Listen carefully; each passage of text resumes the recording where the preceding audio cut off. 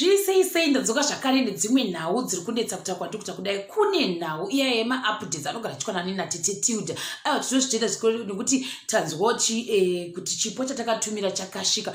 Uyezve on top of that kune avo vanga vachivhunza kana kuti vaivhunza muzuva razuro kana kuswera zuro kuti imimi imbori mari tiri kuda kuziva kuti mari yakasvika yaiva mari. Takuitirai zvakare imwe video tikaiposta iri separate inoita think inenge 4 minutes tichikuradza marisitsi acho nekuti kune vamwe vaida kuziva kuti mari iyi yakaita mari uye yakarisirwa imari exactly. Varipo vanhu vakanga vachivhunza zuro saka taisa zvese pavideo yatabva kuita sei yatabva kuiuploada izvozvi tichitadza vanhu kuti vanhu pasazoita sei pasitaka mutauro. Tochibvapo toenda pakuti muzuva ranhasi pane zvandaichizwa kuma-updates handikura nhema ndakahadzika nekuti kune mumwe munhanzi wanzi unonzi isvikiro. Svikiro rakanzi rakatosvika hanzi usiku vanhu vakatovata ndokusvika ndokuti hanzi isusu munhu mudzimai uyu wakati uri kuziva pane musoro womwana ndobva zvanzi achagetore mapurisa atinganditega tikadiro ndobva vanhu vatotanga kutoinda pepe neimba yavanga vatoudzwa noti kudhisetika kuti kuchi ndingataura nhema ndikataura zvinhu zvisiriso asi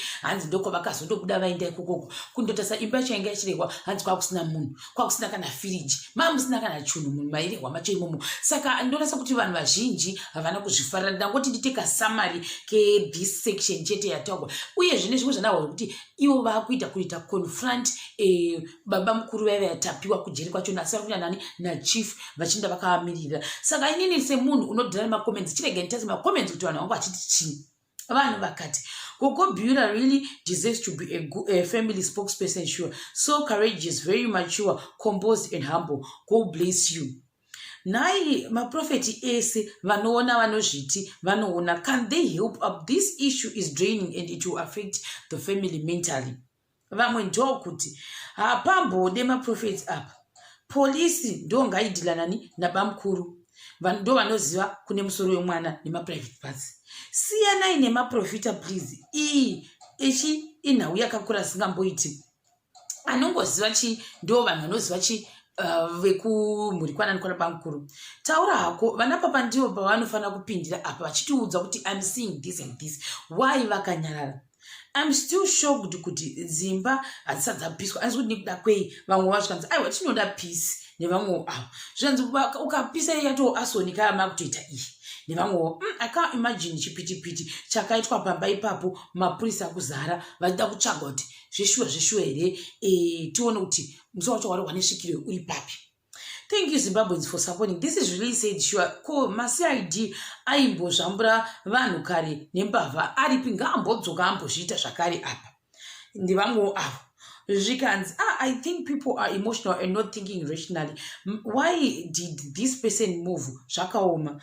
Too bad. Some people have lied about these supernatural things. Now it's hard to believe, but panosvikirwa munhu chaipo it makes sense. Maona manje kufamba neusiku sungaisvikiro iro wasting state resources and time ndo vamwe vangu vachidero. Asi vamwe ndonatsa kuti vangu vasapoinde kuti uyu munhu wauya kuzodistracta nhau. Vamwe vakati kuda munhu uyu unogona kunge waitaura shuwa asi kune mumwe munhu pamwe akaita tip off kuti iwewo kutsvagwa iwe pane munhu ari kutsvaga ndobva munhu watotama atoenda kunogara somewhere ndobva pamwe atomuvhisa even firiji yacho yanga ichirehwa ndo matauro anga chamwana zvikanzi Svikiro all mondra whatever you call yourself uri evil nomwe vangwadiro.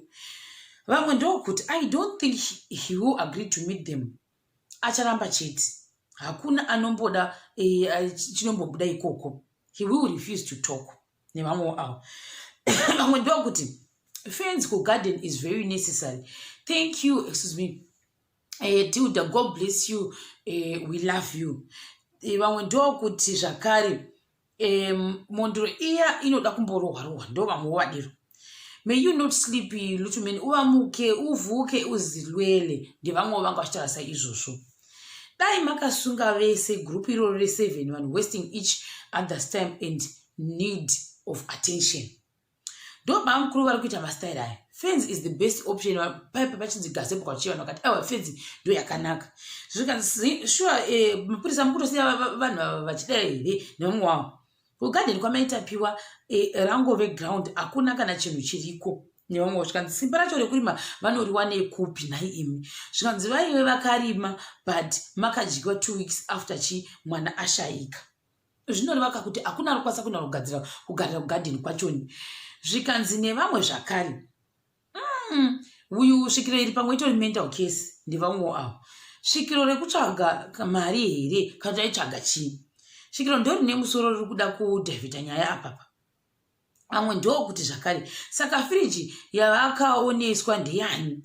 Vanhu ngavasatamba nekufirwa vedu veyo, ngavasaidiro kuti tambisira nguva chaiko chaiko. Vanoda kuti vaunzwe painterview vambobvunzwa kuti ko why vakaita zvakaita seizvozvo, what was the reason behind.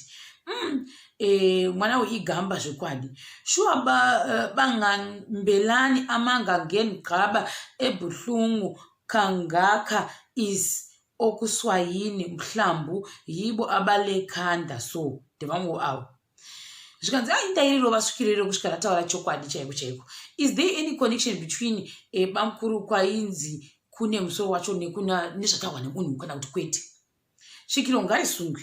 Svikiro rakuda madonations, riri kungoona vanhu vachiti mari donations. That wasn't right at all. Tafadzo akati akaisa maoko pakati musaga rimwe chete. Saka maoko achoni akazobudiswa nani musaga macho maiva nemakumbo, so confused nevamwe vachasa izvozvo. Zvinzi kumba kwamaiguru kwakambonosechwa here? Torei Svikiro nevaperekedzi vose mundorivharira. Ndevamwewo vangadi vaitotaura sezvizvi. Svikiro iro rakatumwa ngarisungwe nevamwewo. Aida kuti abvunzwe zvaida kuzama kuita. So iyo vangu vamuziva sei nevamwewo avo. Svikiro mondoroka, you should be punished. This is not the time for those dramas. Koko bila kana maenda kunoita one-on-one nana China Tapiwa senior, do so na tafadzwa as well, because pane mwe zvimwe zvaritoza zvazikutaura ndevamwewo. Zvikanzi nevamwe vanhuka vakasaiza mhuri iyi right from that Babamukuru, a very calm family yakatarisirwa pasi, and it just hurts kuti chii nhai. Zvikanzi akatumwa itimu naBabamukuru, munhu wakandanokunyoreva nemao Svikiro riya. Ndo vamwewo anoda kurwada asvikirwe mushe. Svikiro iro ngarionekwe. Zvinotyisa izvi. Musoro wamwana ngautaura kuti uri kupi kuita zvekuita zvekuti munonzwa kuti Svikiro ipapa ndevamwewo avo. Imhondoro yaBabamukuru. Vamwe ndokuti zvakare atidi kurana mufiriji mamaiguru muneiwo mufiriji imomo kuda ndokwavaida kudhavhidha. Masvikiro ekupi chaiwo chavanoita zvakaita seizvo munotuma vanhu kuti munonda kwese kumodzosa vanhu modzoka musina chunhu. Obvious vanhu vase vangoatita hopu hanza pa vamwe vaichofona kuzonanza hanza kuna chunhu. Muona manje zvogwadza. Zvikanzi maybe kokana zvino zvakavhiringika because someone tipped off the people in desert. How do you know? Maybe ndo zvakaitika. Svikiro akatumwa naBabamukuru. Munhu uyu mumwe wanaBabamukuru kubviswa parufu matakanana akadai here. Dai makaita sei makarova Svikiro iroro zvokwadi. Mondoro iri kutambiswa front ndevamwewo vaidaro. Mondoro inoda kurohwa zvokwadi. Vamwe ndokuti zvakare hatidi kureva nhema. Kokumba kwamaiguru kwaHarare kwakasechewa here during this whole process? That woman knows a lot than she said. Ndo vamwe vadiro. Shonzi I always wonder as well, ndokwavangadai vakatanga ikoko. Ko ndakamboona imwe message kuapo zvichinzi Tapiwa abudira pane mumwe munhu achiti musoro wangu wakaiswa mufiriji kwaHarare muimba yegreen, but firiji yacho haisi kuvhurika, but ndikasvika inovhurika. Ichokwadi here? Nokuti ikonzi Svikiro raitanzi mwana kusvikira panani pavari. Ndo zvaitika. Zvikanzi nevamwe Maiguru is also involved. She knows the whole truth. She must go to custody. Babamukuru havasi kutaura because he is protecting someone. What he has to say might implicate his wife or someone closer to him. Ndo maonero ari kuita vamwe vanhu vekuma-Facebook streets. Zvikanzi I doubt you say because if he was started by denying responsibility, his lawyer will advise him not to speak because if he does that, he'll be admission of guilt. Nevamwewo. I feel like Tapiwa Senior is protecting his wife. She's involved. Vamwe ndokuti mwana uyu afaitira justice yake kubva from the word go, and the system inofanira kuti say kupa justice kumwana iyeye. I don't even know how Tapiwa's family will recover after this because trauma yacho haiperi zvekumhanya, vachatoda serious counseling. It's always like Svikiro or no Svikiro. Some people, they always give false hope. Babamukuru, he just needs to be sentenced whether he speaks or not.